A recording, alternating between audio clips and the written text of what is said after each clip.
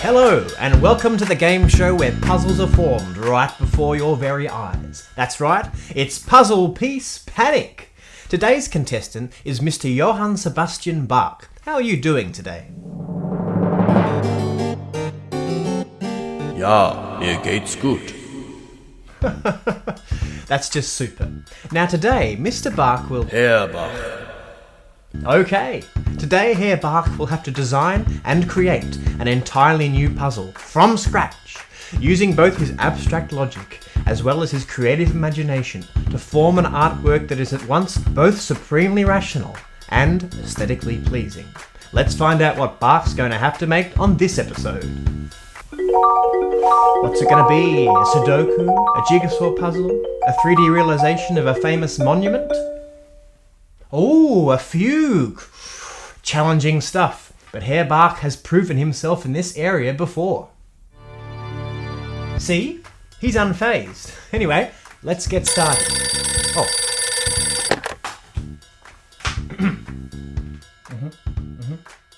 Cool.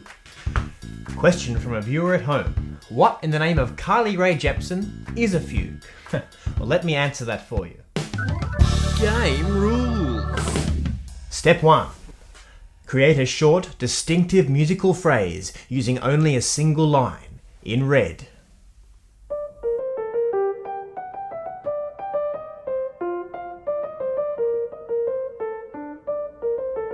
It'll be worth our taking a closer look at Bach's opening statement here, as this will be the key that unlocks the whole puzzle that he's about to create.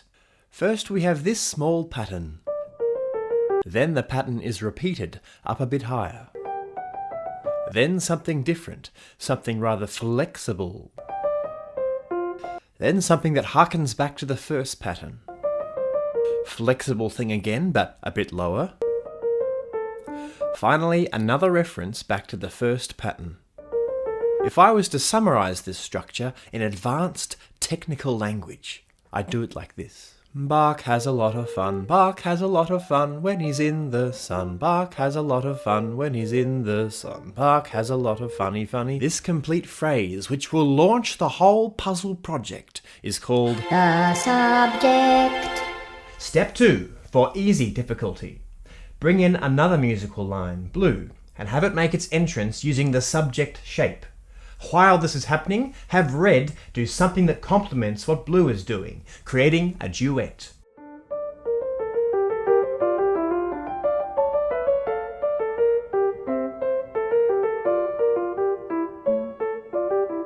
For the sake of clarity, let's isolate what's going on here. Blue has the subject.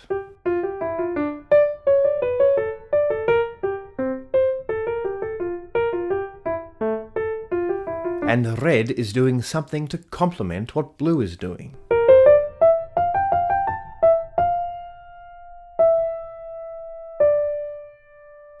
In this case, red is gliding across the top, like some sort of ice skater. Now here's both of them together.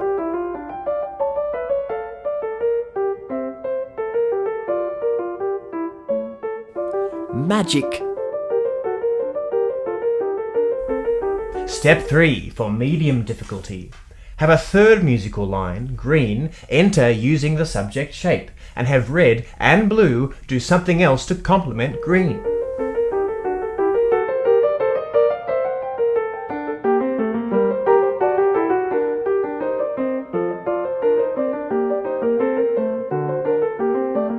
Things are getting pretty complex now. Let's break this down. Here's green with the subject. Here's what blue is doing. It's our ice skater gliding along. So what's red up to? It's like a bouncing motion, going up a bit, then down a bit more, up a bit, down a bit more. Willy Wonka, anybody? Red and blue play off each other, what with the skating and the bouncing. And they combine with the subject totes well.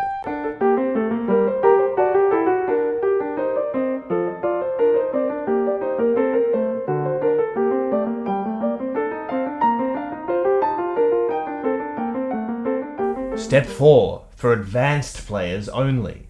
Have a fourth musical line enter, yellow, using the subject shape, and have red, blue and green do something else to complement yellow.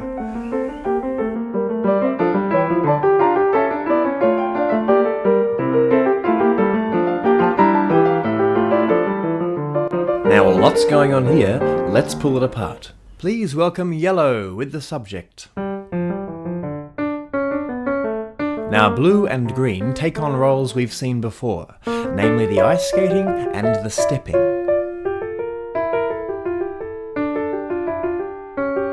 Red is now performing a few acrobatics across the top.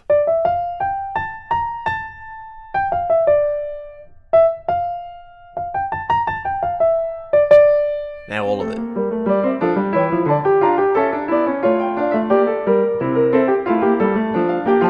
Just a friendly reminder, in case you weren't aware, that all this content is coming from just one pair of hands.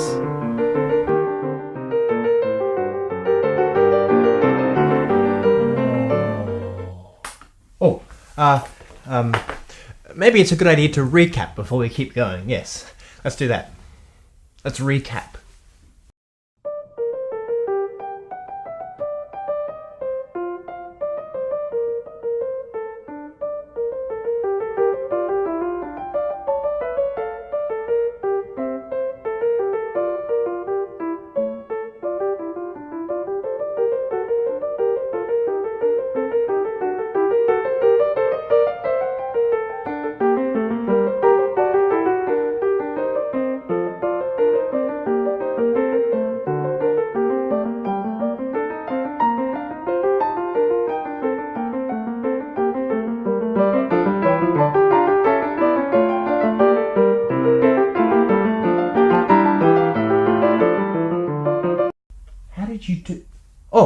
Step 5.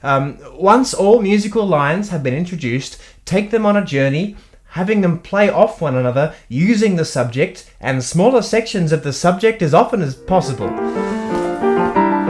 In this one, Bach takes a small fragment of the subject, namely this, and uses it for a musical game of ping-pong between three of the parts.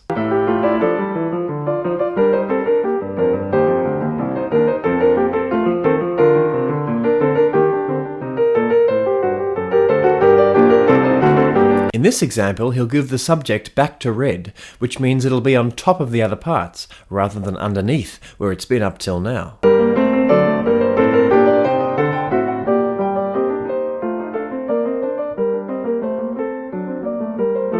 Now he's going to give the subject back to blue, which will sandwich it between red with the ice skating and green with the bouncing. Normally the skating and the bouncing have been together, but now they're a sandwich, and it still works.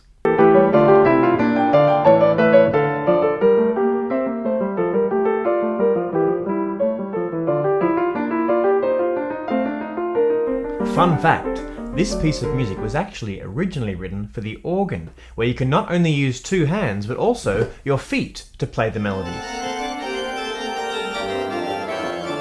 About a century after Bach's death, a man named Franz Liszt came along, a very good keyboard player and composer. He also happened to be a massive Bach fan, and so he decided to take this organ piece and make it work for the piano. Think of it like him doing a cover of a Bach piece, but on another instrument. So this video is of a very good pianist, Ben Zhou, playing Franz Liszt's piano cover of Bach's original organ piece. Got it? Here Bach decides to vary things up by giving yellow and green a tea break, leaving red with the subject and giving blue a chance to really stretch its wings and dance around.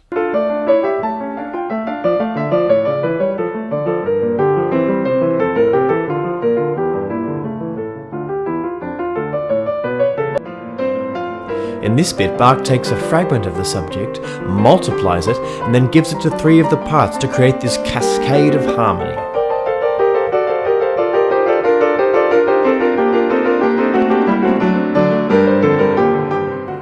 Here yellow gets a chance to dance around a bit, and the music covers a very large surface area.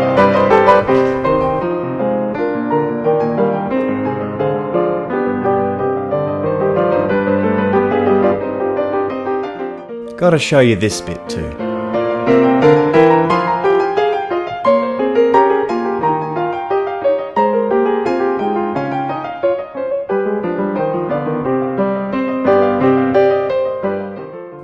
And here's how it all ends. Pretty sure you know the subject well enough now to enjoy this without a visual aid.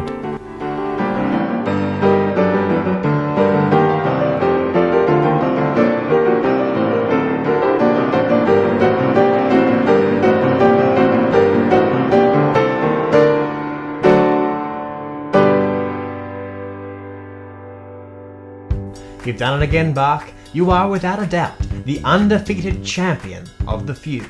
And you've won this week's prize, the puzzle piece Panic washing machine. Danke vielmals.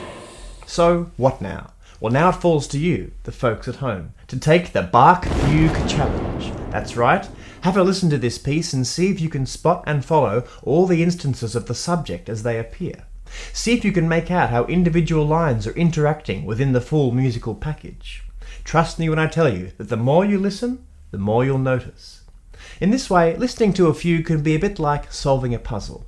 Just like you can get great enjoyment out of figuring out how a puzzle is constructed and thereby working to solve it, so too you can get enjoyment out of listening to a musical puzzle and getting inside its inner workings. It's a great workout for your brain. No wonder they say that Bach is the best music to study to. Bach wrote loads of fugues in his lifetime, and they usually come paired with a piece called a prelude. The prelude's a bit like a warm-up act before the main event of the fugue. The fugue we heard on today's program normally has this prelude before it.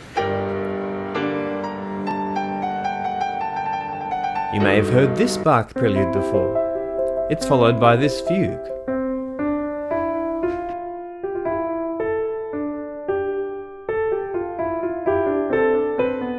So go ahead, folks at home, take the Bach Fugue challenge and get your head into musical gear. I call this music for the imagination, not only because of what it evokes in the listener, but also because of the freedom that it gives the composer to harness their imagination and weave an entire fabric from it. For more adventures in art music, follow Music for the Imagination on Facebook, subscribe to it on YouTube, and now, for a limited time, purchase the special brand of Uncle Bach's Fugal Family Fun Fries, available now from your local art music themed fast food eatery. Contrapuntal. I'll see you next time on Puzzle Piece Panic. Yay!